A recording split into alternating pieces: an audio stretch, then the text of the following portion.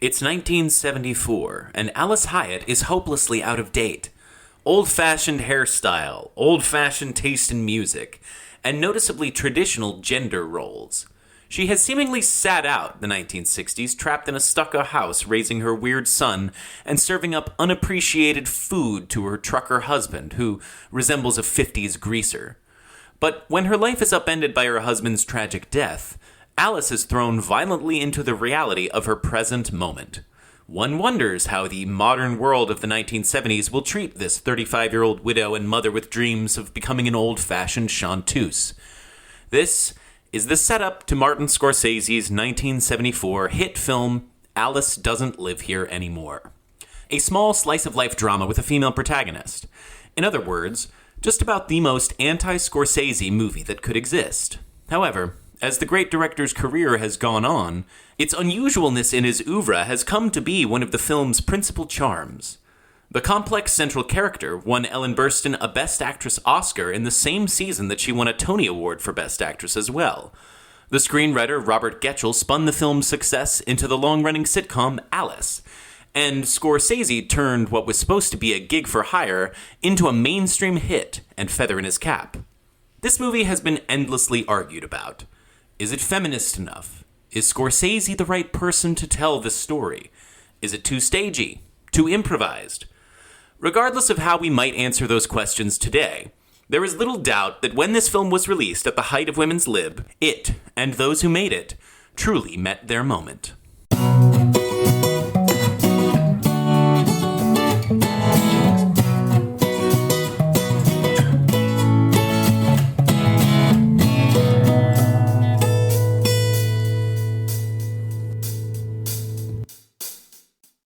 Welcome to Kale Your Idols, a new Hollywood podcast with your hosts, Sam Ludwig and Elena Gibson. This is a podcast about film. Primarily, we discuss movies, directors, actors, and writers known for their work during the New Hollywood era of studio filmmaking that began in 1967 with Bonnie and Clyde and The Graduate, and pretty much ended in the early 80s with One from the Heart and Heaven's Gate. In this episode, we check in with the king of 70s feminism, Martin Scorsese. Okay, jokes aside, when we announced we were doing this movie last episode, we described it as exploring Scorsese's oeuvre more. Yeah. And in the intro, we both just framed it as a Scorsese film. Mm-hmm. And of course it is. I think that some might criticize you and me of being a little too director-centric. Sure.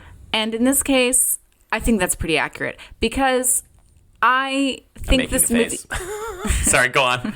Because I do think this movie is interesting to think about in terms of Scorsese's career, and we will talk about that quite a lot.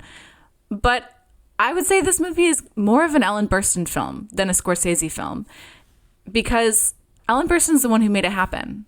Warner Brothers, they saw the dailies from The Exorcist, and they wanted to do another film with her. So they sent her a number of scripts, and she picked out Alice Doesn't Live Here Anymore because she didn't like all the other scripts that were given to her. She thought that the females in them were either victims or the wife of a hero or a sex object, but never the protagonist. And so she was drawn to Alice Doesn't Live Here Anymore because of the way it portrayed women. And she also was the one who chose Scorsese to direct it because she wanted somebody exciting and new. And she asked Francis Ford Coppola, who was a new and exciting filmmaker out there, and he said, go watch Mean Streets.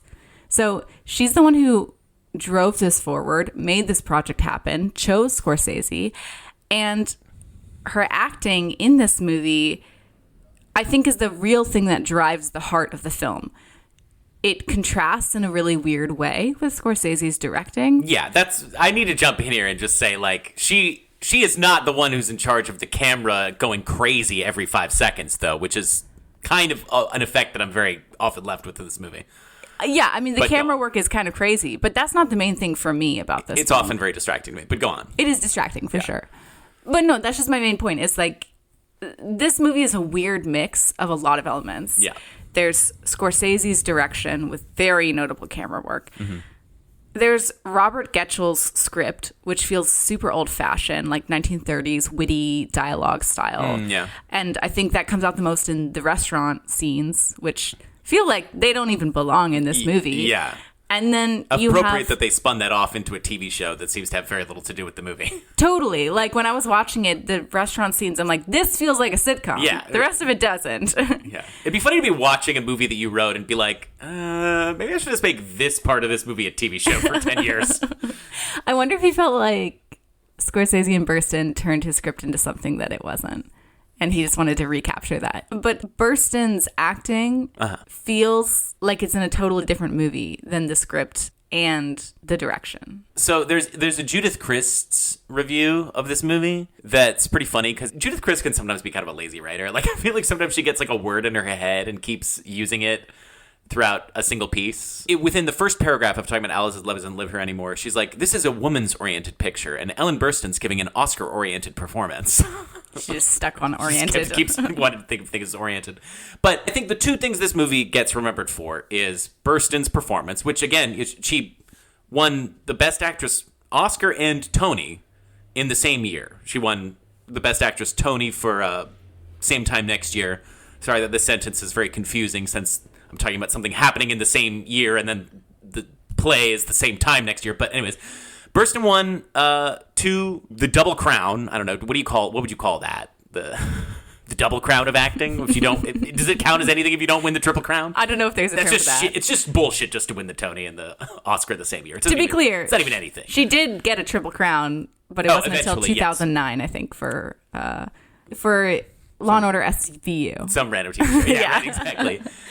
So she is a Triple Crown winner, but she won 2 in 1 year, which they were kind of doing in the 70s. Like, this is the year after Bob Fosse just won the Triple Crown of directing. So people were very into, like, I guess an actor or a filmmaker or somebody being really hot, and it's like, yeah, let's reward that. Like, let's just say, like, this is Ellen Burstyn's time right now, you know?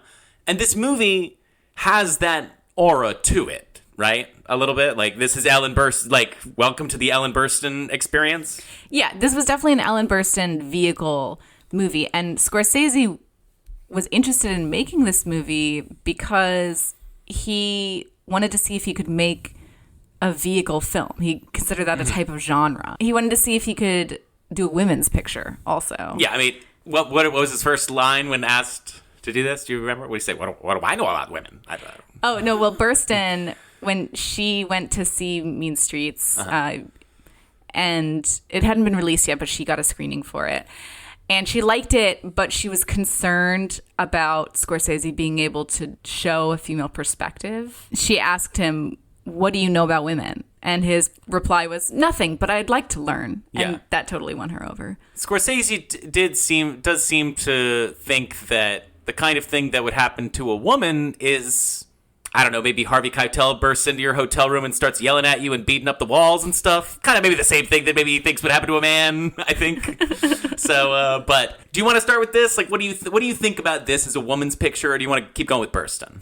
I think, okay, you did a good job of summarizing the setup for the movie in the intro, but for anybody who hasn't watched this, what is the character of this film? Let's briefly just say what happens after she goes off on this journey of self-discovery after her husband dies. She gets really fixated on this idea of going to Monterey, where she grew up, to become a singer, because when she was a child, she was happy in Monterey. This is shit that's really weirdly relatable to me as a person who has halcyon days of, like, being an actor in DC theater, which is just, like, I do have these weird dreams of, like, back in those days when I was, like, a nobody performer in a regional non-hub. Monterey is supposed to represent this, like, fake childhood that she can't go back to. Right. But what is her dream? Like, she's got this dream, right, to be a singer. But it's not like she knows she's not going to become famous, right? I think her dream is just to be happy. Yeah. And so she thinks back, when was the last time I was truly happy? And it was when she was a child. When she was a child in a red-tinted Wizard of Oz cabin with her Ellen Burstyn dubbing over the child's voice, and then it echoes into infinity. This is the opening of this movie. This movie is very, like, when you say this movie, we need to, like, not focus on Scorsese or whatever, something like that. I'm just like, I don't know how to not think about Scorsese when he creates an opening for this small character drama that is cost $85,000, is shot on a soundstage, looks like Wizard of Oz, has all of these weird touches to it.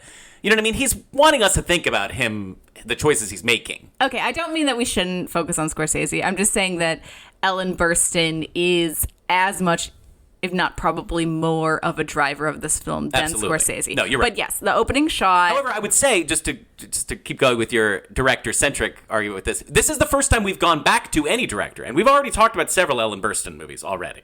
Okay, well, we would argue we're not as director-centric as you might think. We've talked about two Mazursky films, but that's true. One of them was in right. the 8.5 episode. And Burstyn was in that. Yes. Burstyn worked with Mazursky a few times. She was in Harry and Tonto. Pauline Kael compared Mazursky to this film. She thought that Mazursky films and Alice Doesn't Live Here Anymore both have very humanist touches. This is a Mazursky film. Yes. Even though, quite literally, it's not. It's I don't not. want to confuse anybody, but, it feels like a Mazursky film. It's Scorsese's take on a Mazursky film. And I do mean take. Sorry, that's what... this, I feel Scorsese's direction here more so than with a lot of movies, I would say.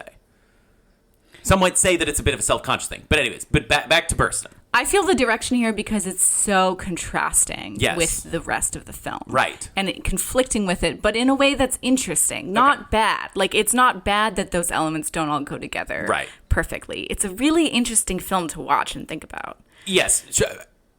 What do you want to talk about? Do you want me to? Because I'm trying to think. Do you like this movie? I don't want to keep throwing topics onto the. Yeah, we've laid a lot table, out here. Where do we want to start of all those different threads? I do like this movie. Okay. I thought it was very interesting. There was one review in Variety that described it as one of those little people dramas that make one despise little people, and I have a tendency to not like any film that might be described in that way. You're right. Because it's about small lives and sad small lives.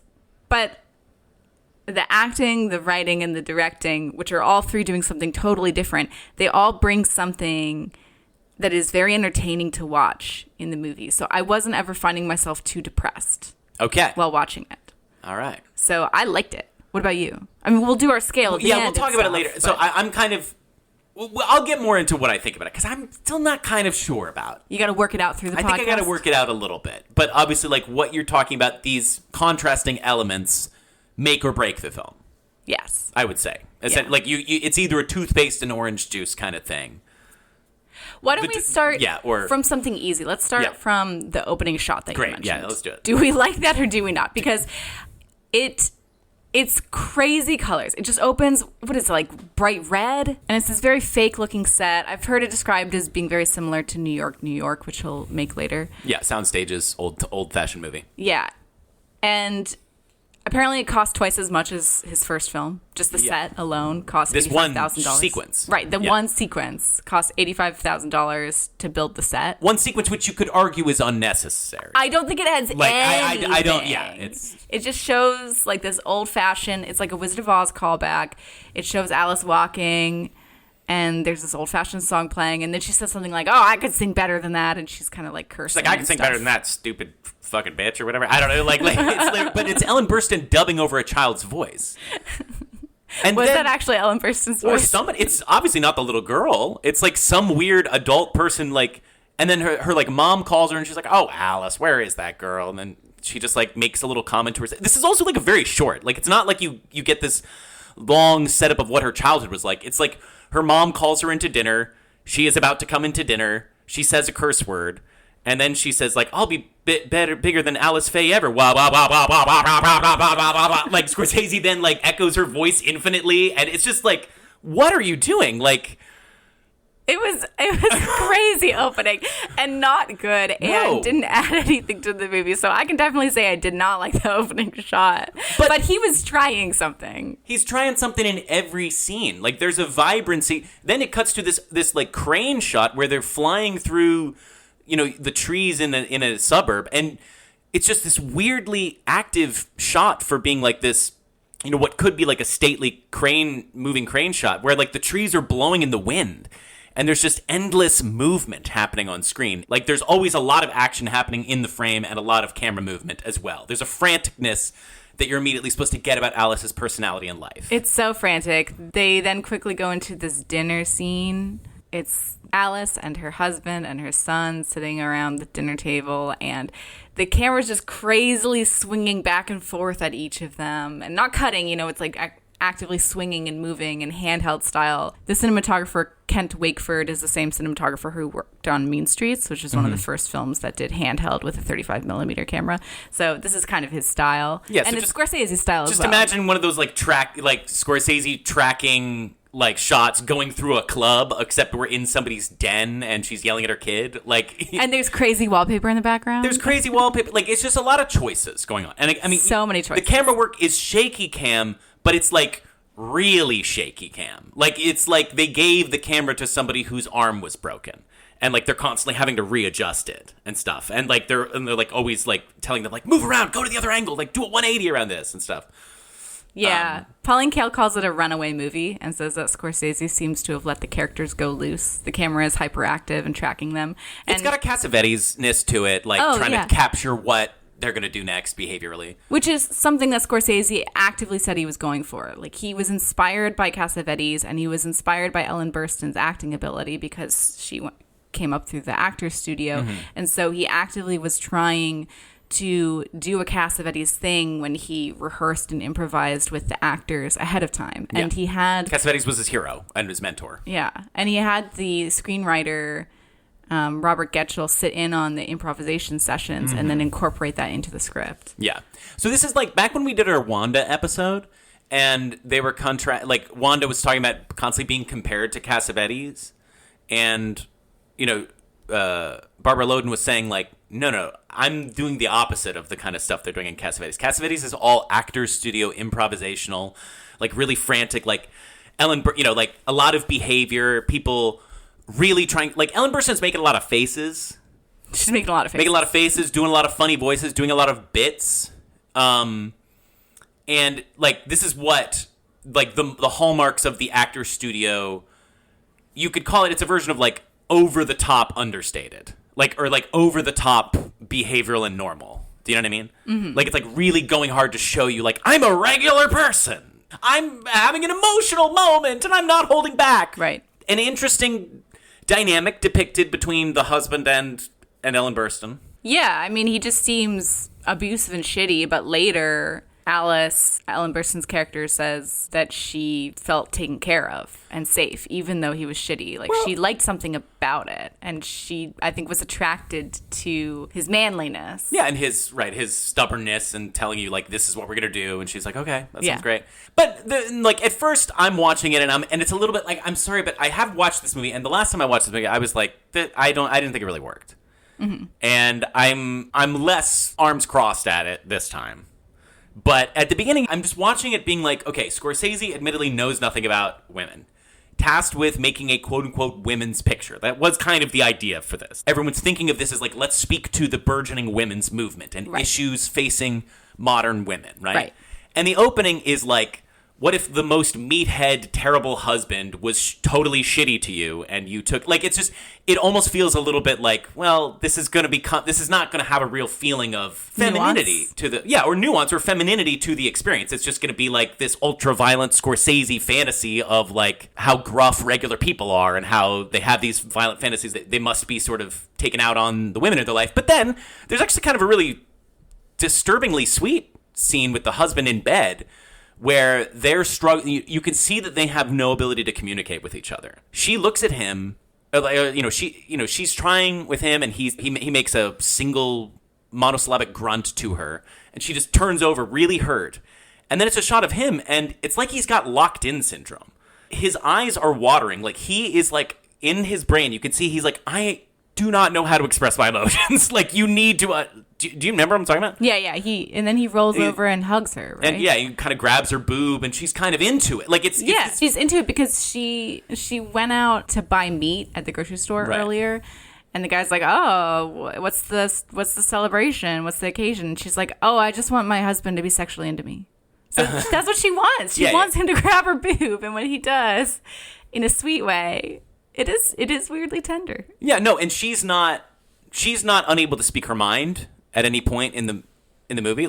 She's trapped in this horrible life in a lot of ways, but she's being herself. She's her personality she's not been turned into a weak-willed shrinking violet. Right. It's again, this is sorry to keep bringing up other episodes, but like when we were talking about Alex in Wonderland, which Burstyn plays the wife in, and I was saying like this is just such a different kind of Ellen Burstyn character. She's so meek and mild, has no force of personality, and this is like what I think of it as an Ellen Burstyn playing the wife kind of thing. It's just like, yes, she is an actress and a singer essentially. Ellen Burstyn in the 70s was playing wives and mothers who were actors, like like the Exorcist and stuff. Like it's just she has obviously got something going on where it's like, here's this 35-year-old lady, but is she a star or something? Like, what's going on with her? She's got force of personality. A lot of force of personality. Yeah, totally. Pauline Kael calls this one of the rare films that genuinely deserves to be called controversial. Okay. Because when it came out, a lot of people were really debating, is this actually feminist or is it not? Because it is set out to be a women's picture, and it is trying to be a story about female independence. Right. Her husband dies, so she strikes out with her son. Road trip across the country, trying to get to Monterey, but along the way, she has to keep them afloat and get small jobs here and there. And deal with men being horrible to her. Right, She's a little bit at the behest of that. So it is trying to be a story about female independence, but then a lot of people criticize the ending, because in the end, she ends up with a dude. A lot of people thought it was a very old-fashioned idea that the ending is the woman needs a man to make her happy. Pauline Kael had said, if Ibsen had written A Doll's House for the movies, Nora would have taken her children and moved them right into the warm, permissive home of a rich, liberal suitor who was waiting in the wings. She compares that to this ending and says it's like, you're no Ibsen, sir. Right. She says the ending makes bubblegum out of the movie we've been watching. But the whole movie was bubblegum, is my thing, maybe. I disagree. The ending is not... the ending does not strike me as not being in keeping with the film, I should say. Originally, the ending was written that they would get married at the end. So Alice goes to Tucson, or she settles not in Tucson. Is it Phoenix or Tucson? I don't know. She's bouncing around. This is the point. This is what the title is. Alice doesn't live here anymore. No, seriously, there's this trailer. Have you watched the trailer? No, I haven't watched it. It just shows different shots of like the places she lives and goes, Alice doesn't live here anymore. Alice doesn't live here anymore. What's going on with Alice? Can I say, I know I bitch about titles a lot, and I hate when they say the line in the title, and I always say that I want the title to give me new information or something new to think about. This is an example of one of those titles that is giving something extra that you're thinking about throughout the whole film. Yes. And it's also a riff on this 1930s song, Annie Doesn't Live Here Anymore. Oh, I didn't know that. Yeah, I listened to it. It's like this 1930s song about like this suitor knocks on the door of his like girl, but like the neighbors come out and he's like, oh, Annie doesn't live here anymore. She was waiting around for you. She'd get all dolled up, sit by the window, and you never showed up. And then this dude came and she's like, okay, I'll go with him. So Annie doesn't live here anymore. Oh, and that makes sense too, because she's obsessed with these old songs from the 30s and stuff. Right. Wow. Yeah, Scorsese was trying to bring in these like old-fashioned callbacks, which are kind of weird in the movie, like the old-fashioned callbacks in the film. I don't know how much that really adds. Well, like... Right, like, what is feminism? You know what I mean? Like, this movie, you could say, has, some of the problems that arise always whenever you try to, quote-unquote, write from a theme. But also, you could say, artfully skirts some of the problems of making something a polemic. It is complicated in a way that makes it a story and not a treatise on feminism. Yes. It's obviously about... The thing is that it's just so obviously, like, it's a low bar to clear because there were no movies about women. That's a thing. At the time, so you have to be like, I mean, it is this thing that doesn't exist. So we have to reckon with it on feminism. And they were thinking about feminism. I get the criticisms. Yes. I do. And I could see how those criticisms, like if you're watching it in the moment, those criticisms would come up immediately. But looking back now and seeing how this movie fit in with other movies at the time, especially within other Scorsese films, I was shocked by how prominent Alice's character is. Like she is the main character in this film. And for me, the female relationships in this movie are front and center, very noticeable, and automatically make it a feminist film just because they're putting those... the Bechdel test? Yeah, like you have... Does it, though? Okay, so... Well, I don't know if it passes the Bechdel test, to be honest. They talk about men quite a bit. It might not pass the Bechdel test, but you have these great female relationships, like Alice and her friend/neighbor. They have this lovely interaction, like a very tearful goodbye when she leaves. You see the scene where they're just talking about like whether or not Robert Redford's dick is big, which is like, okay, you can call that feminist. What do you think? If he has a big dick? What do you think about Robert Redford's dick? I have no think thoughts. It could go either way. You know what? Yeah, he's a bit of a dickless presence, I think. I don't like to speculate on dick size. So you could tell me off mic what you think? Or you just don't ever like to speculate? I just feel bad doing that. Robert Redford, though, he's one of those people who's like so handsome that whatever confidence level he has could just be entirely to being very handsome. Let me tell you you can imagine him not having a big dick and him essentially still being like, I'm okay with my lot in life, you know? He doesn't give off big dick energy. He does not at all. Yeah. Robert Redford, got to work on that BDE. There's still time. Okay, but other female relationships like Alice and the other waitress Flo. Yeah. And then even Alice and Rita, who's Harvey Keitel's wife. Yeah, no, that's a great scene. Alice is that the best part of the movie? The best part of the movie? I mean, Harvey Keitel pops so hard. That man's a star. He has this adorable little face. He looks like... He kind of looks like Joseph Gordon-Levitt in this film. He's like so young and he's just so charming, and you totally understand why Alice is going for him. Like Pauline Kael says something about him being like the best sexy bad guy. Like that you totally understand why Alice would be drawn to him even though he gives off some red flags. Right. Because he's just hot. And the fact that Alice is this character who... She's a very sexual being. Like, she likes men, and she does sometimes make choices where you're like, oh, why are you with that guy? But other times she doesn't. So, like, sometimes she draws the line, sometimes she doesn't. And that's just very human and real. That she's not perfect, and she is driven by sexual or romantic impulses. But she does have her line that you can't cross. Well, and she is a product of her time. Like, she considers herself a woman who was not interested in exploring feminism she never explores feminism, but it's like she was not ever interested in existing outside of this really traditional gender roles. She likes a man to be a man, and even when she is on her own, she's not dreaming about, throwing bombs into a Capitol building to protest gender stuff. She wants to be a singer in a nightclub. Very old-fashioned lady, but it's a little bit more of a salacious view of oneself than she could have had when she was a wife and mother, would you say, the nightclub owner? Is she letting anything out? By does she change when she becomes a widow, do you think? Not really, in my opinion. Like, she was talking about Robert Redford's dick with her friend even before her husband died. So I think she always kind of was like that. Yeah, sorry. I also mean but did you want to say something else about her and the wife and Leslie, the Harvey Keitel's wife? Oh, just that scene is like, you expect the wife. So Alice is hooking up with Harvey Keitel, and they have this little budding romance going on. He just seems like a nice man. He seems a nice guy. And then a woman shows up on Alice's door and says, I'm his wife.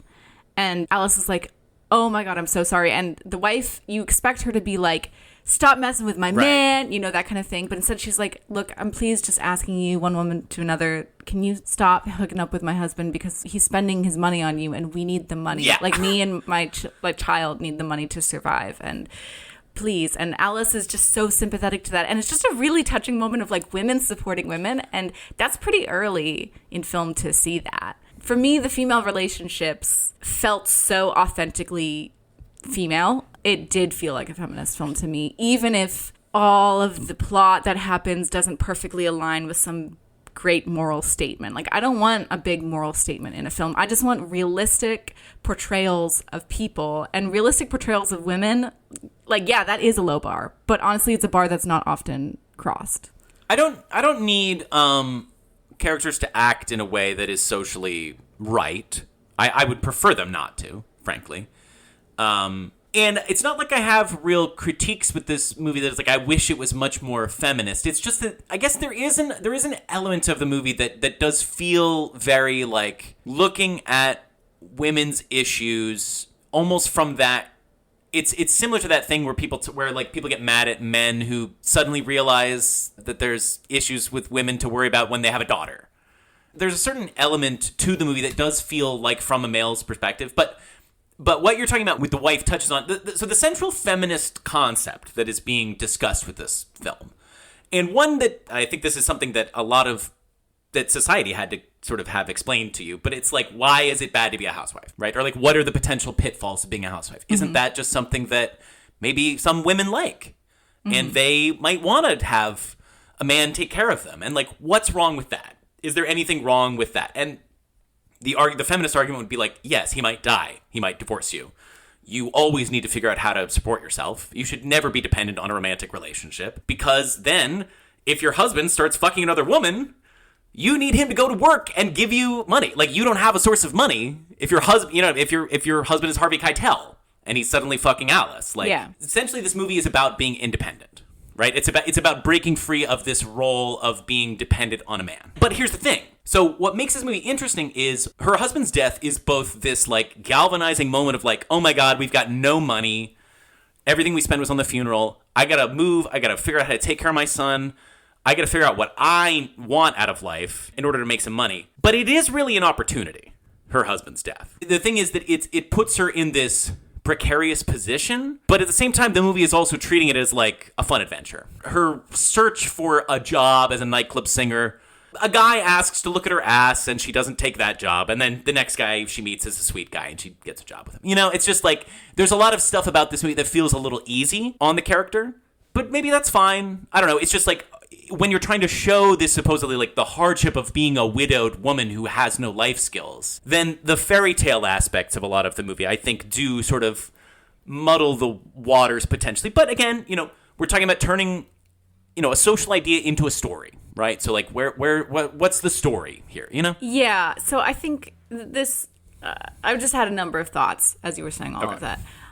I don't actually think this film is a feminist film, but I think it is a film that has good female representation. Right. And for me, that means the actual interactions between the women and the way the woman, like the way the main female character is presenting herself and talking and has flaws and feels realistic.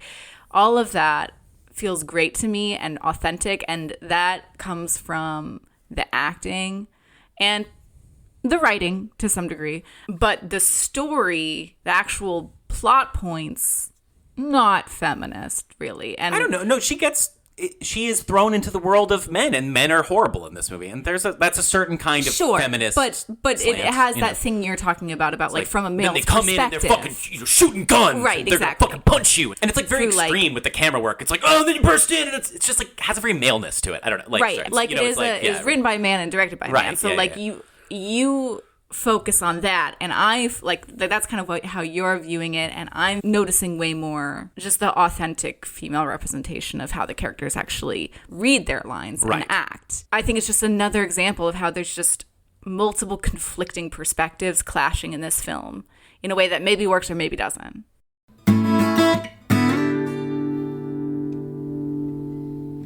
I think that there's a real point of contrast here with the Exorcist performance.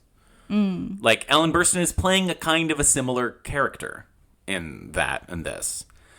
But where she has to, she's a single mother who has to take care of her child going through something. I mean, the child isn't, her son in this is total brat, but in a cute relationship with his mother kind of way. He's not going through something. He's not possessed by a demon like an exorcist, but she has to. I mean, Kristofferson certainly thinks he might need a spanking.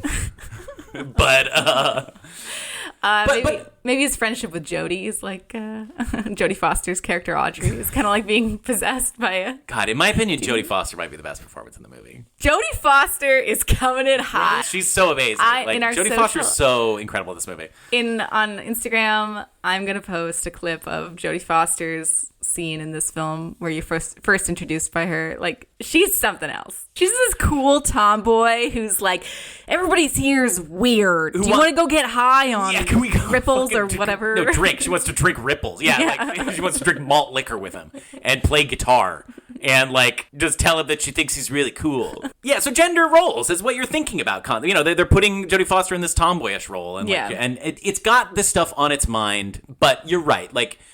I think what interested Burstyn, or one thing that I think is animating her performance in contrast to the Exorcist thing, is the Exorcist is a mother who is very concerned about her daughter. Right. And is she's a career woman, but she's subsumed with problems of her family. And she'll do whatever it takes to help her daughter. Right. That's not really the case with Alice. Exactly. She loves her son. Right.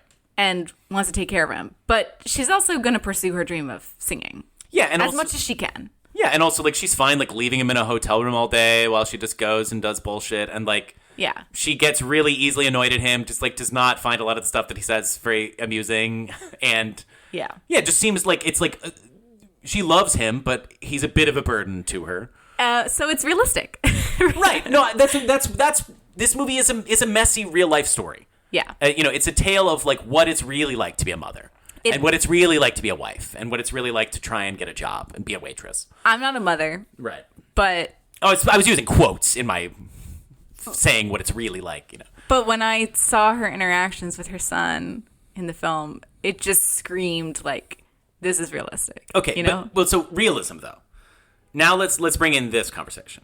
Because I would say that this movie has some moments of real, like little set pieces that are very real, like the joke set piece, the son trying to explain the joke. Oh yeah, that felt very real. It feels so real. Like it's this little kid who's explaining this joke, but they're way ahead of you. And the joke also probably isn't funny either. Like it's just like a little kid's joke, but they're like explaining everything about the joke. Like the punchline comes first, but then they're like, no, you have to get this to get the punchline. But it's like, you're like, what are you talking about? Yeah, the adults are just annoyed by it. They're trying really hard to be patient, really hard. But it's so long. It's so not funny. And the kid just wants you to laugh and wants you to get it. And you're like, I'm sorry, but can you just shut up? So it's like, we explained this moment now, and you can see that moment. And the movie is full of moments like this that are like, okay, what if the person was like this in this moment? I'm sorry if I'm not explaining this very well, but like, there's just a lot of cutesiness to this film. And some interactions that are going for real that fall very flat for me, I would say. Like there's the moments with the club owner where he keeps saying like, I don't even have a piano, but you can tell that he's just being worn down by her, and like she'll get these little speeches of like, I've been walking my ass off, and I just need to know if you're gonna give me this job here, and it's like, it does feel a little fake and stagey to me sometimes. Yeah, I think it's too real. I think okay, if for me, I brought it before. I think the three big conflicting elements is like Ellen Burstyn's acting, Robert Getchell's script, and then Scorsese's directing. So in thinking about the script and the acting, like I think the script is bringing in that cutesy. 1930s cutesy, witty dialogue that, then you can see the perfect manifestation of that in the TV show. We watched an episode of that, and it's like that's the cute, witty banter type thing. So I think that brings in some of the cutesiness. And then Ellen Burstyn, she's obviously going for realism in a way, but Pauline Kael has quite a lot to say. It's a little overcranked realism sometimes. Yeah. I would say, like, it's like, I'm just a quirky regular person. Like, it's a very actory. I'm not normally one to criticize people for being actory, but she's being very actory in this. Yeah. So, like, Pauline Kael has a very, very long review about Alice Doesn't Live Here Anymore. And ultimately, she does like it. Like, she describes it as... It's a good movie. I feel like I'm criticizing it too much. It's a really good movie. Yeah, she describes it as thoroughly enjoyable, funny, absorbing, intelligent. Yes. All of those things are true. Right. But... Pauline Kael is not afraid to dive into criticisms of stuff, which is one of the reasons we named our podcast after her, because we like to try and do the same, Hey, you're right. I never thought about that. I just like to sometimes remind our listeners. Because what if some people are new and they're like, what does Kael mean? I've been sitting here just confoundedly looking at the logo for this podcast as I've been listening to it, shaking my head. But one thing she struggles with a lot is whether or not she thinks Ellen Burstyn is good in it. I don't know. Because she says she loves that, like, normally when stars are in control of a picture, they make themselves out to be glamorous. But Burstyn, she says, emphasizes a raw, real person plainness. And Alice is very harsh with sheared off emotions and abrupt shifts of mood. But she says, there's just like a lot of shots of her like reacting to somebody where she's just like rolling her eyes and making like, it's like the camera holds on her as somebody else is talking, and she's making a lot of faces. She's making a lot of faces. Like, yeah. And Kael says, I think we'd connect more fully with Alice if Burstyn weren't trying to turn the role into a statement. Mm-hmm.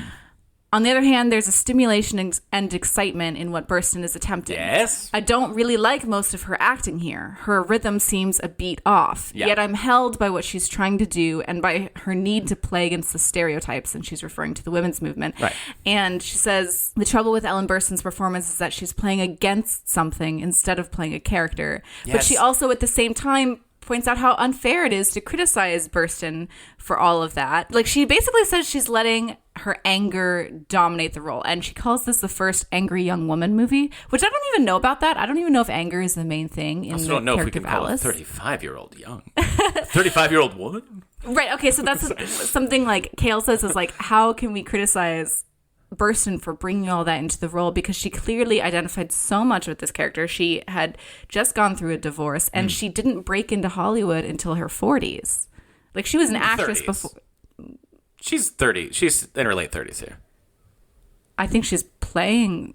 It would be like late. She's 40? I think she's 40 in this. No. Let's look this up. Wow, yeah, she's 43? 42? Yeah. Like she looks young. She's playing younger. in the movie. It's not like she looks young, but she looks younger than 42. Right. Yeah. And Kale points out that, you know, she used 25 different show business names in order to break it, you know, so she had a rough time of it. I mean, she Ellen, you know, did break fine on like into the business. She was doing like Broadway and TV before then and stuff like that. But still, so Kale is like, can we really blame her for... She got a lot pent up. Yeah, for bringing all that into the role. And she says, like, she criticizes all of it, but says it's also the thing that makes it kind of the most interesting. Like, that's the most interesting part about the movie that makes it bigger than it should be. It's not a bad performance, but for me, like, when you think about, like, oh, she won the Oscar for this, and you watch it, I'm thinking it is very Judith Kris, like, this is a very Oscar-oriented performance. And, like, when I pointed out that you had never heard the term Oscar clip, or you were saying, like, you didn't know what I was getting at when I said that? The big scene where she's like, write down everything you think is wrong. Yeah, go ahead. I don't see you writing. Go ahead. Do it now.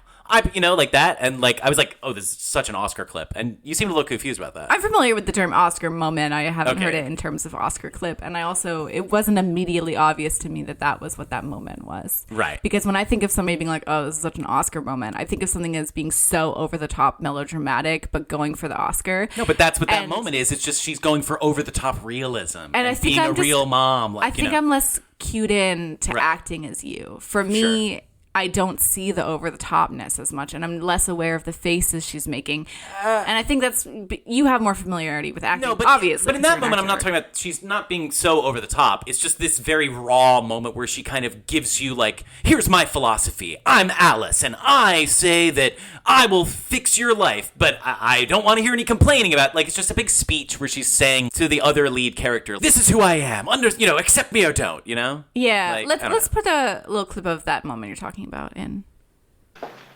Yeah, and what about when school starts? Don't worry about the mule going blind. Yeah, but what if it gets to be September? What if it gets to be what? What's your problem, kid? Huh? What do you want from me? What is it? What's bothering you? Here, get over here. Sit down there. This is what I want you to do, okay? I'll tell you, I want you to make me a list. I want to see it in writing. Let's have it. Okay. Write it all out, all your problems, all the things that are wrong with your life, everything that can go bad. Come on, start writing. Write it. A whole list, all the bad things. Well, why aren't you writing? Write. I'm out there spending too much money on clothes, trying to look like maybe I'm under 30 so that somebody will hire me, and you're sitting in here whining like an idiot. I will get a job, all right?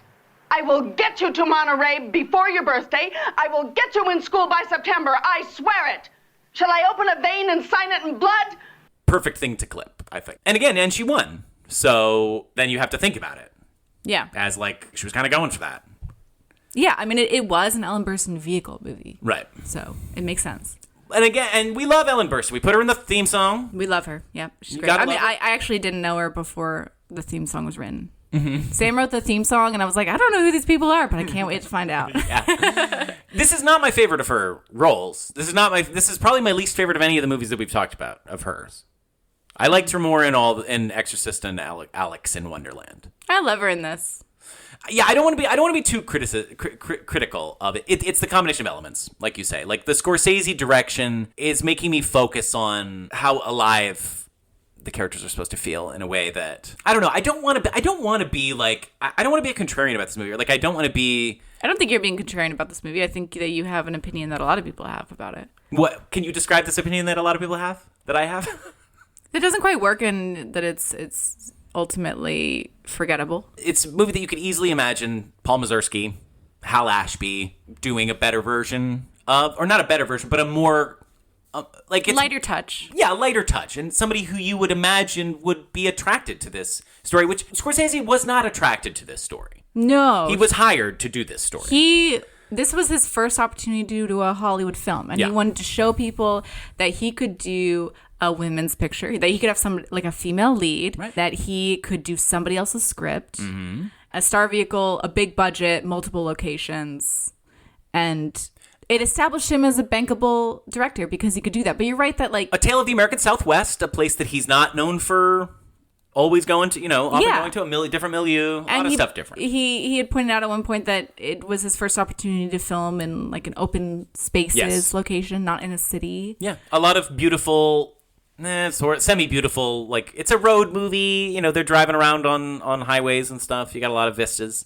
Yeah, but you're right. He clearly isn't that connected with the material. Yeah, and one feels when you know that, and you know his other work, the stylistic choices in the opening, the camera work, these choices, they indicate to me more a person who's like, this scene's a little boring. Let's zhuzh it up. Right. You're like Yes. it's like somebody who's like, this material needs something because I would never want to watch that. Me, Martin Scorsese, would never want to watch this if it didn't have like a really intense camera move push in here. I fully agree. So- That's why I keep saying I just feel like he's doing something totally different than what Ellen Burstyn's doing. Like they're just No, at but Ellen Burstyn's odds. kind of doing that too. Like I think she's in that same like let's go a little extreme mode with as Scorsese. but in a different way. Yes, They're like and emphasizing different aspects about the movie that don't quite work together. well, but like okay, I guess this is a question. It's like how different do you think this movie came out other than a lot of other Scorsese movies? Because it's like I don't think this movie's that different. I don't think it's as different as it could be. I think it is. Like my favorite Scorsese movies are not the classic mob movies, Scorsese movies. I like After Hours, Last Temptation of Christ, The Age of Innocence. I like a lot of weird Scorsese movies.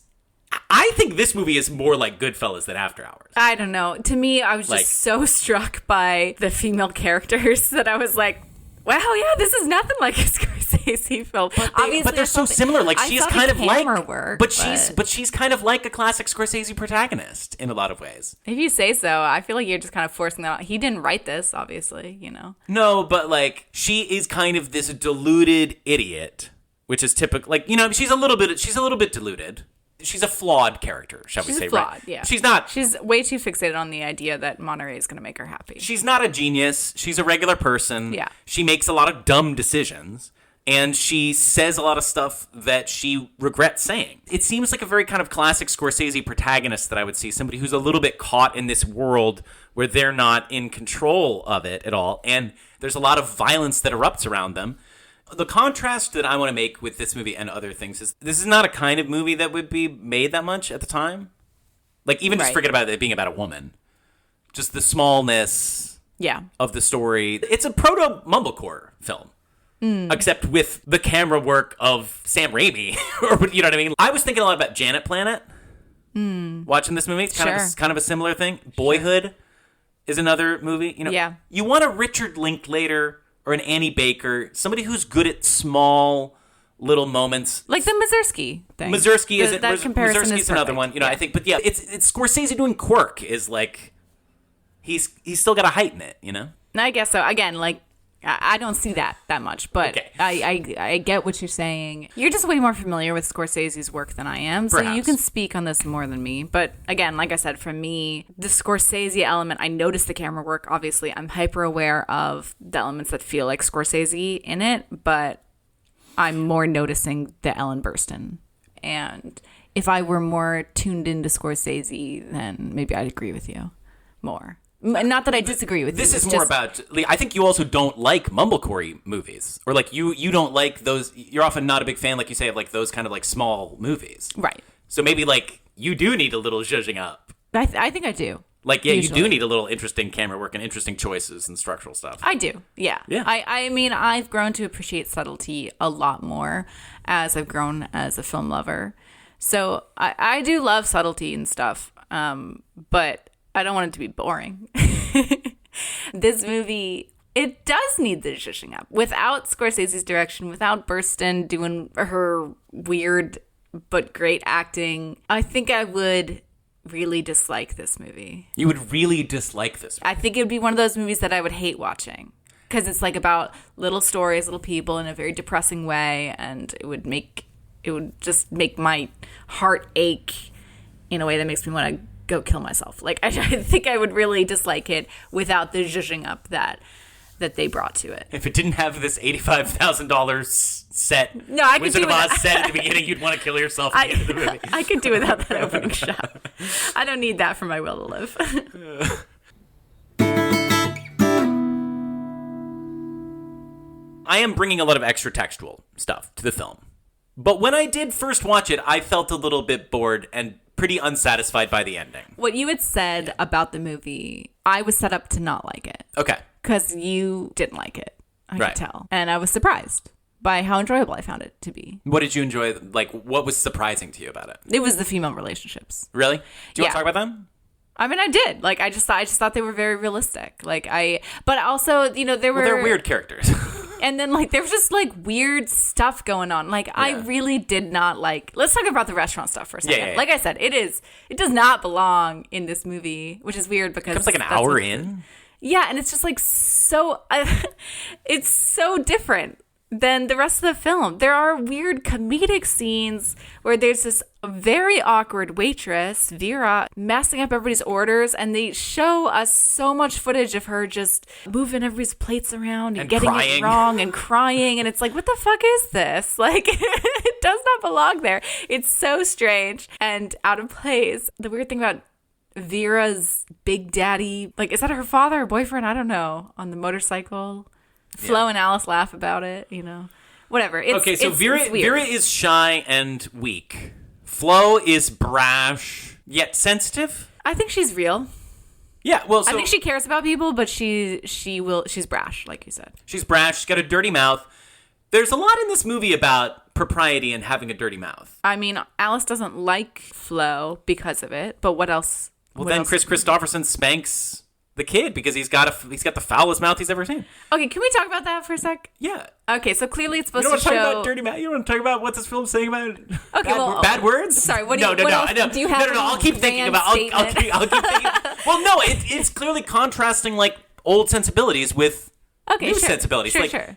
She's a little bit stuck in the past. She needs to. It's weird because she's raised this kid like a hellion. To not because she doesn't have a firm hand is the idea or whatever, or because he's just a weirdo and she is also a weirdo. Pauline Kael points out that they have this relationship where clearly they're very comfortable, just bad mouthing each other. Right. They have a cute relationship together. But all the scenes we see of them interacting, Alice is mostly annoyed at her child. Mm-hmm. And Kael is we don't really see any interactions that make you believe that their relationship actually got to where it currently is. I don't think she's supposed to be a good mother. But I feel like only a good mother would result in the kid thinking, oh, my mom's going to think it's funny if I say this. Because it's not, I don't think it's that the son is saying stuff just to annoy her. I think he thinks it's going to be a fun moment. When they all splash water on each other. That's one of the few moments where it's okay, she is very playful with her child. But I feel like the son is interacting with her as if she's a very playful mom, but we don't actually see any of that. She, at one point, is accused of being where he gets his mouth from. Mm-hmm. She's I don't cuss around him. And she actually doesn't. She has all these moments where the little boy will say something really fucked up, and she'll make this face that's oh my God, I can't believe he just said that, but then not feel like she can correct him in a way, because she's made this environment where you get to be free and explore yourself. But it's also clearly...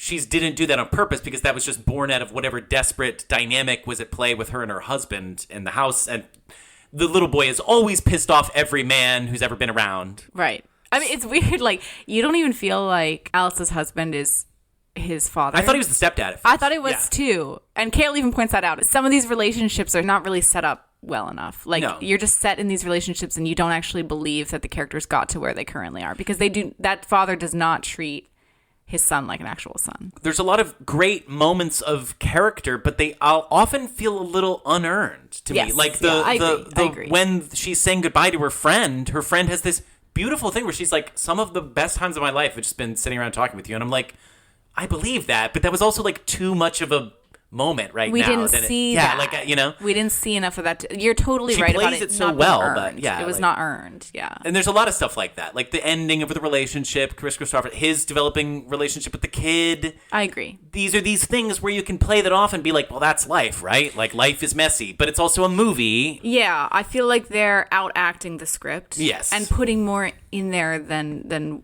what was meant to be there. I fully agree with you. But okay, we're supposed to forgive Kristofferson's character for hitting Tommy so hard that he flies across the room. I get it's like spanking, Oh, but no, like, I don't forgive him. Like I'm it's like I've been spanked.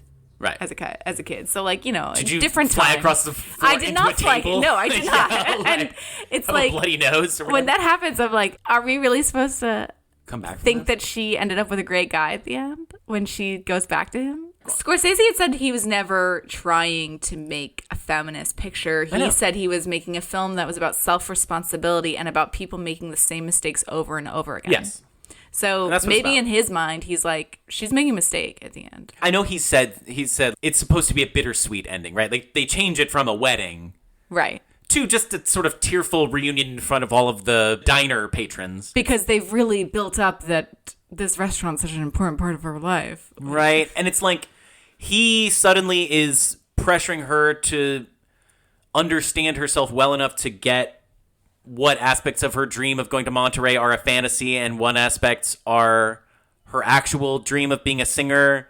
It's very unresolved. But he says, like, I'll support you being a singer. And you can go to Monterey. Doesn't he say you can go to Monterey Yeah, too? yeah. He's like, I'll sell my ranch and we can go to Monterey. Yeah. Right. So I think that's supposed to be...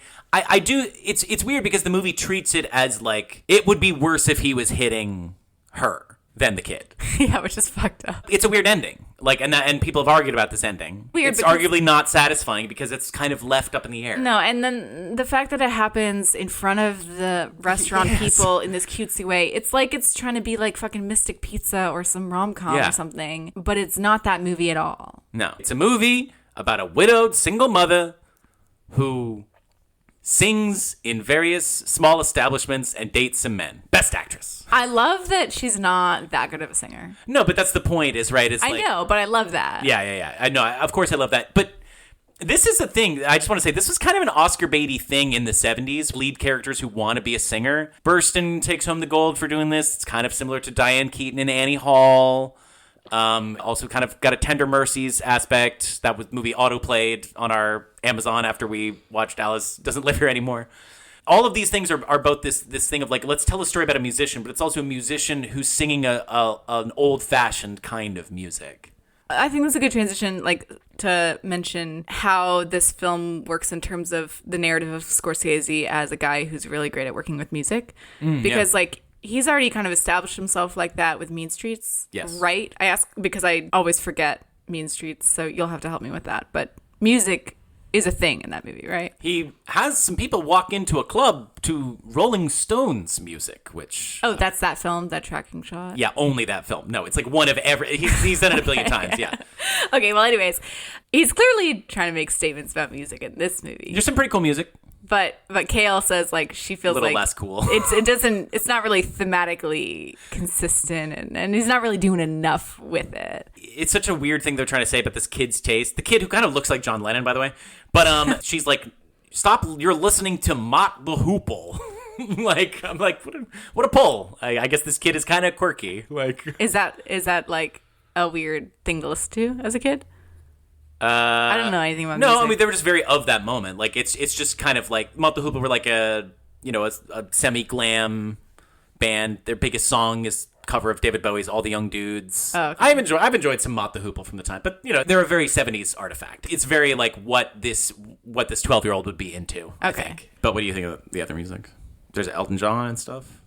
I don't know. Do you think that Scorsese thinks like, I have to put like some slightly wussier music into this because it's better? Like, so I can't have Rolling Stones and shit like that. I bet I have he to did. have Daniel by Elton John or whatever. Yeah. But you didn't think the music was that good? No, I mean they were like making a point about like how Alice sings old-fashioned songs at the nightclub. I just feel like all of the old-fashioned elements of it, it's like Scorsese's gesturing towards something, but isn't actually making a clear point. She's obsessed with the singer Alice Faye, who's like a 30s actor that seems like it would have predated Ellen Burstyn's character's interests anyways. It all feels very Scorsese the cinephile to me. Yeah. A lot of her older interests. Like, I get that she thinks the happiest time of her life was when she was young, so she's kind of stuck in that time period, but she just doesn't seem like the type of character who would love old music. She seems like the type of character who would like current music. No, but she does. Her affect is very like, I'm a cool mom. She knows Mott the Hoople. Like, she knows that the band that they're listening to is Mott the Hoople. Right. But she's also this, stuck in time person, right? Like, she's trying to make her way. The dress that she wears to go become a nightclub singer looks awful. Right? No, I mean, she's a little old-fashioned. Yeah. What? You seem to think it's rude of me to mock that dress. Pauline Kael in her review constantly is like talking about Ellen Burstyn's face, and it's like, oh, it's so blubbery, and says stuff like that, and I'm like, stop being mean to Burstyn. Why you gotta focus on her face like that? She looks hot. Her hair looks weird when she puts that dress on, like her weird perm. But yeah, she's hot. I mean, I like Ellen Burstyn. I think she has that same robe that she wears in The Exorcist in this. It's the black robe with white with a trimming, white trim. I think that was just a big outfit back then. Maybe, yeah, but she looks great in it. Can we talk about Kristofferson? Kristofferson was the next subject, because we're talking about singers and people being hot and people in movies and are they good or whatever. Okay, first of all, rest in peace. He died recently. Oh yeah, right. Rest in peace. But I usually don't like him in stuff. Right. I'm sure he's an amazing singer. I'm not really. He wrote Me and Bobby McGee. What was that? He wrote Me and Bobby McGee. Right, yeah. And many songs. That's great. And Sybil Shepherd gives Travis Bickle a Kris Kristofferson record in Taxi Driver, the next Scorsese film.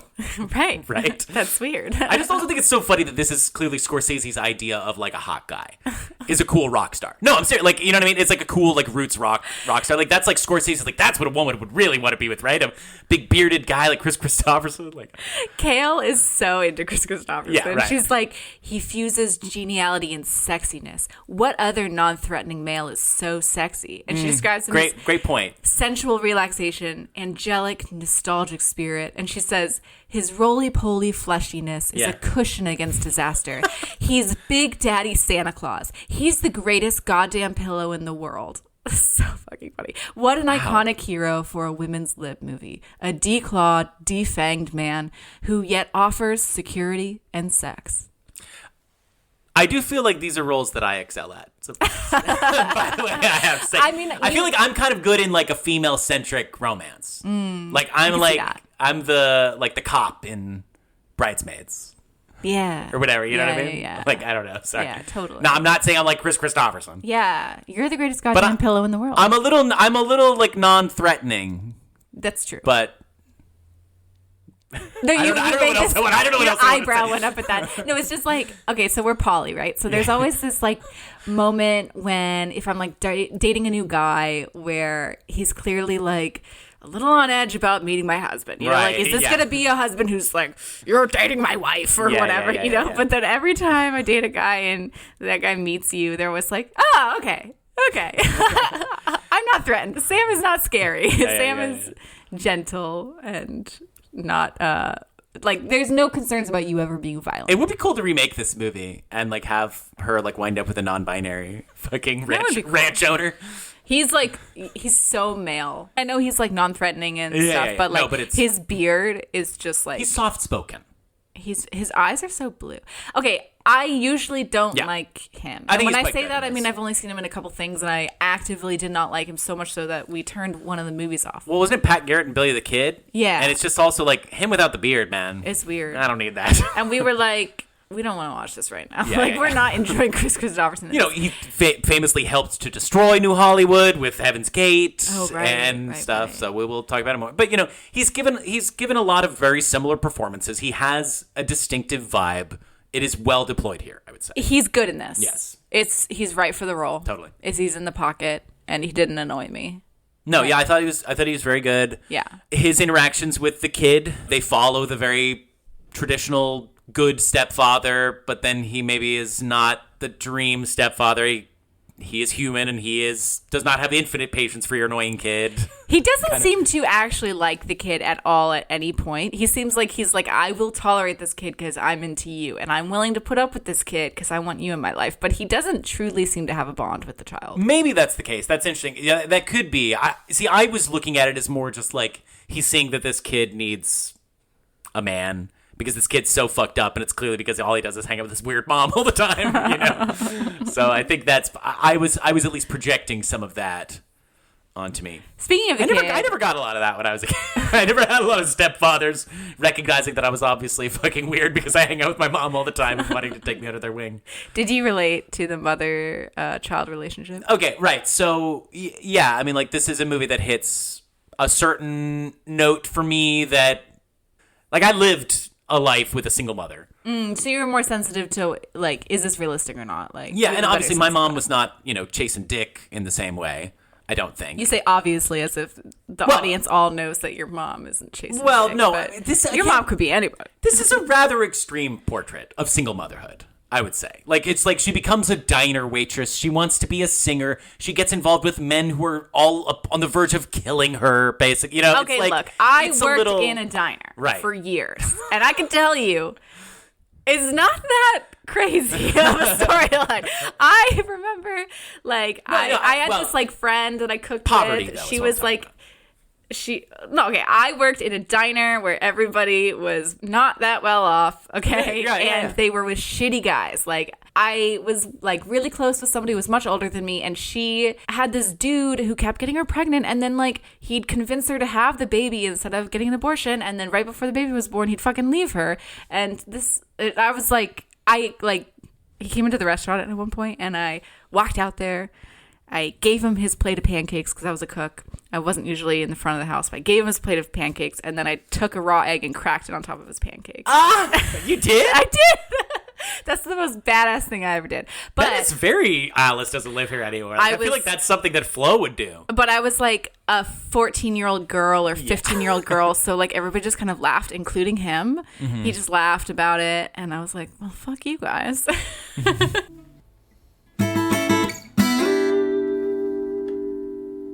The actor plays Alice's son, Alfred Lutter. He's great. Yeah, he's very good. He's great. He's no Jodie Foster, but no. But ultimately, like, good child actors. Yes, between the two of them. Mm-hmm. Diane Ladd, who plays Flo, the waitress, coming in hot. Coming in hot, talking about Alice's tits in front of all of the customers on her first day. Yeah, like, she's apparently been in over 200 TV shows and movies, but I haven't seen her in that much. I'm not that familiar with her. Apparently, young Laura Dern is in the movie. Is in the movie. She's a little girl at the counter. Diane Ladd's Laura Dern's mother. Yeah. And Valerie Curtin plays, the meek other waitress. We've mentioned her before. She has one of the many one-scene performances in All the President's Men. She's very memorable there, and she also later was nominated for an Oscar for co-writing And Justice for All with her then husband, Barry Levinson. So she's an interesting new Hollywood figure. This movie is, I guess we got to talk about it in new Hollywood terms. Yeah, well, I guess there's one other person I want to mention. That's Marsha Lucas, who edited it. This was her second editing credit after American Graffiti. Scorsese asked her to edit because he was worried the studio would give him some old fuddy-duddy or a spy. So he wanted somebody like he knew. And it was a good opportunity for Marsha because she didn't want to just be seen as somebody who's like, the editing was more her husband who was doing it. Like, she wanted her own credit for herself. Striking editing in the film. Yeah. But yeah, okay, new Hollywood stuff. I mean, obviously the people involved. Like, you got Scorsese, Burstyn, Marsha Lucas, Kristofferson. Realistic elements, I guess, like the grittiness that Scorsese's very bringing. not sound-stagey except for the opening. Shot on location. It's a social issues film. Which is a bit of a throwback, though. But it's, again, it's messing it up in a way where this is what you could say that, like, this is bringing the social issues drama into the 70s. Yeah. In a way, you could maybe say, like, into the more action-packed 70s, character study 70s. Mm-hmm. You got the ambiguous ending. Yeah. Which is not quite I think we might be giving it a little bit of we might be throwing it a bone there by calling that ending ambiguous in the new Hollywood way. Sure. It's slightly in that direction, but it's slightly neat, but you can project a lack of neatness onto it's still too fairy future tale-y. of the Like, we would not have Taxi Driver if not for this movie. Like, do you think is that a fair thing to say? I mean, it turned Scorsese into a bankable director. It changed the fortunes of everybody involved. You could maybe argue that Burstyn needed it the least.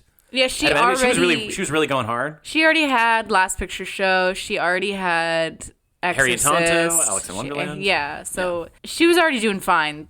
She was in the pocket already, and this was a vehicle for her to ride that out. And yet she considers it one of her greatest experiences.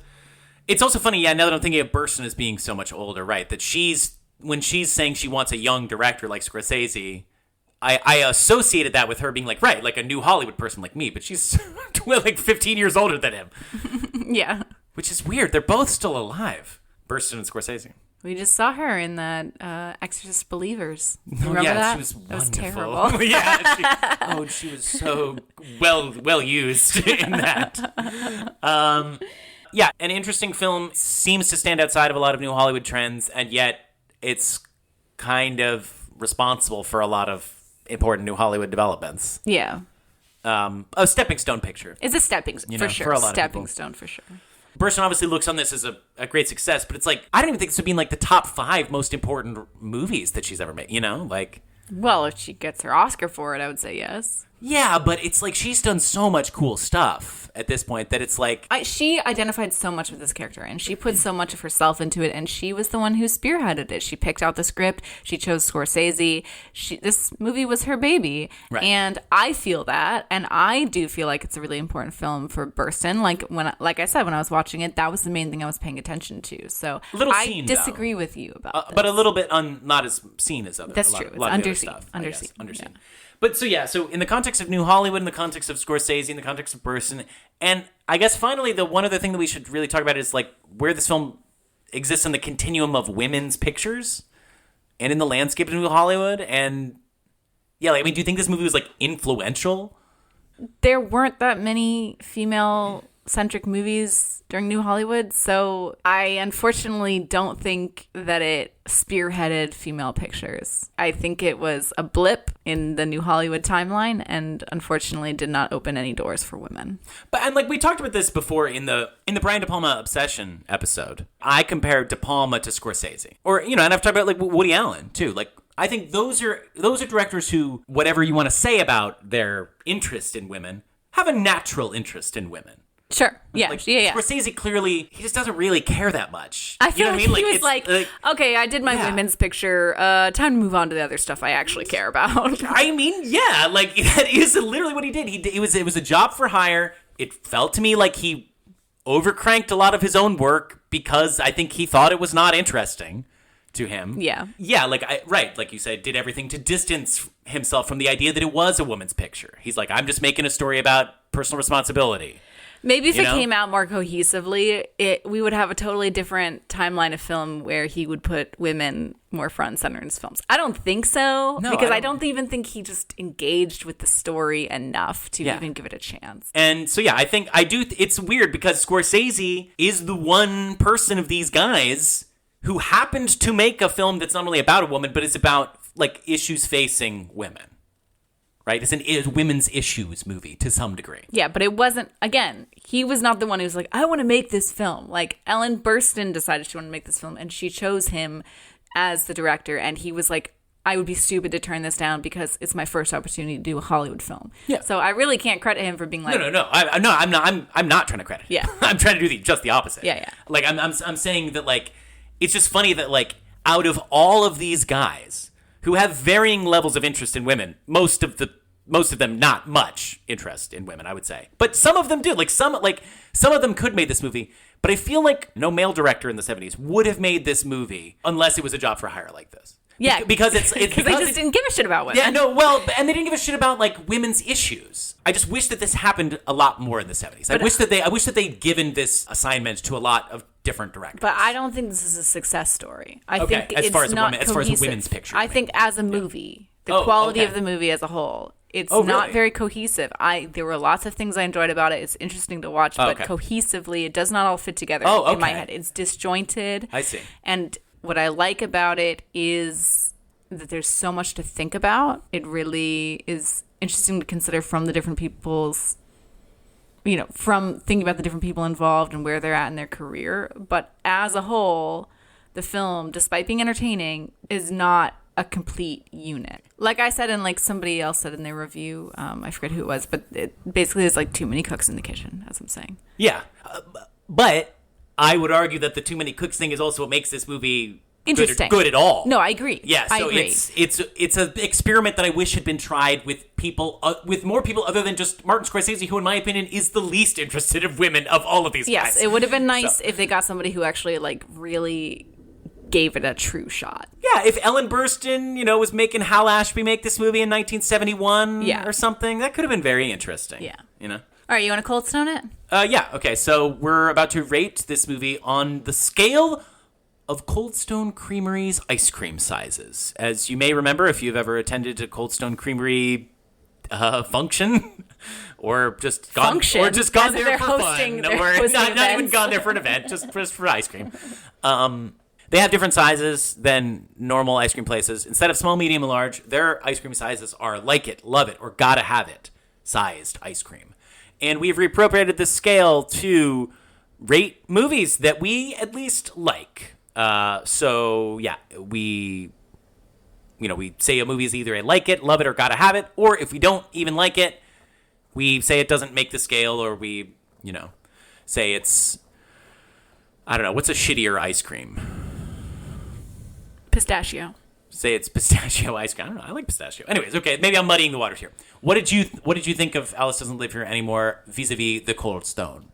Well, I've already said it actually multiple times on the podcast, so I'll just say again, it's no surprise. I like it. Okay. I like it. I do genuinely like it. It was fun to watch. I'm not excited about watching it again. Yeah. So it's definitely not a lot of it. But I liked it. How about you? It moved from a not quite making the scale to a like it. This movie left a bad taste in my mouth the first time I saw it. Maybe it was a movie that I watched at multiple speeds back when I was shotgunning movies. Sam used to try and watch every single movie ever made and would watch them at like 4x speed or 2x speed, or sometimes have multiple movies up on their screen at once, watching them all at the same time. So sometimes when Sam says that they've seen a movie, they haven't really seen it. But yeah, so it could have been that I was just, tying my hands behind my back the first time and not even being able to allow myself to enjoy some of the pleasures that this movie does afford one. But yeah, I did think that, I remembered it pretty well. I liked the mother and child relationship more this time, though it still doesn't quite do it for me. It's not charming. It's not charming. It just feels realistic in certain ways. Yeah, exactly. Real in a way that makes you want to not have a kid or a parent. I think I was especially struck by moments of the quirkiness not working because they were too overcranked this time. So that wasn't great, but I have to look at it as a young director trying a lot of stuff. And as an experimental film, it is actually more impressive than as a commercial piece of entertainment, I would say, if that makes sense. Yeah. So while I don't really love the story or the characters that much, all of the elements that we've said add up to a very curious stew that everybody should check out. Do you think this movie is better or worse the more Scorsese movies you've seen? I think if you haven't seen any Scorsese at all, then one of the things that makes this movie interesting is going to be totally lost on you. Just considering how this movie falls within the Scorsese-ness of it gives you stuff to think about in the movie. Yeah. So, but I think you would still be noticing the camera work and the weird choices, probably, right? Yes. Yeah. But I would say I like this movie more than Mean Streets because I forget Mean Streets. Hell no. Well, you just watched this movie. I think we watched Mean Streets in the same night. No, I immediately forgot Mean Streets after I watched it. It's just too similar to Goodfellas. I can't tell those two movies apart. I'm not gonna have that issue with Alice. No, Mean Streets to me is just it's Goodfellas meets Dazed and Confused. It's Scorsese doing a hangout movie with gangsters, and I think that was much more realistically observed humanity in that than in this. Well, anyways, okay. Yes. So Alice Doesn't Live Here Anymore. You could check it out if you want. Kind of a good movie. I don't know. Yeah, okay, maybe you don't have to. You probably don't have to, but maybe watch it. But if we watched bored. The TV show. Do you want to talk about the TV show briefly? Oh, it was kind of a fun sitcom. Yeah, we watched an episode with guest star Art Carney. It was all about them trying to get him to put his name on chili that they were going to manufacture called chili con carne. It was kind of clever. Kind of a cute idea. And yeah, it's just funny to see them all interact. A lot of it really was making us think more about Art Carney this episode, because we just recently watched Harry and Tonto, and also this episode just has a lot of Art Carney. But it is just really funny to see the stark contrast with how much chintzier people needed TV to look compared to movies back then. Like the MASH TV show, I think, has a certain amount of like production value. This is like very like TV sitcoms used to be able to be so cheap and shitty looking. I kind of miss that. They all look too much like movies now. Is what I'm getting at. I don't know. I don't like the cheap look, but I think it has that like homemade, made in somebody's basement kind of vibe that old TV has, that new TV is not gonna develop nostalgic feel about. I think. Okay. That concludes another exciting new Hollywood adventure. I'm sorry that you didn't care about me talking about the Alice TV show right at the end. You just gave me the look like, are you done? Okay, then. I'm sorry. I just wanted to spout about... You don't like old TV. I don't like old TV. Well, I found it a little bit charming, although it does kind of make you feel a little sickly sweet. Yeah, it does. It's queasy. It's a little queasy feeling. Yeah. Sorry. Go on. That concludes another exciting new Hollywood adventure. Thank you all so much for listening. Don't forget to subscribe to Kale Your Idols on the podcatcher of your choice. We would love it if we got more ratings and reviews. It helps us out a lot. And we would love to hear from you, so please get in touch with us. I run the social media, so if you get into an argument with us on there, you will be arguing with me. Our Instagram is where we're most active, so find us on Instagram, but you can also find us on X. Just search the name of our podcast, Kale Your Idols. You can also send us an email to kaleyouridols@gmail.com. We want to say thank you to the Illuminator for our logo, and thank you to ourselves for everything else. Please join us next episode, where we will be counting down our top movies of 1974 and 2024. The end of the year episode is one of my favorite types of episodes to do, so please come celebrate the New Year's with us. Hey, Peter Fonda, how did we do? We blew it. What? What?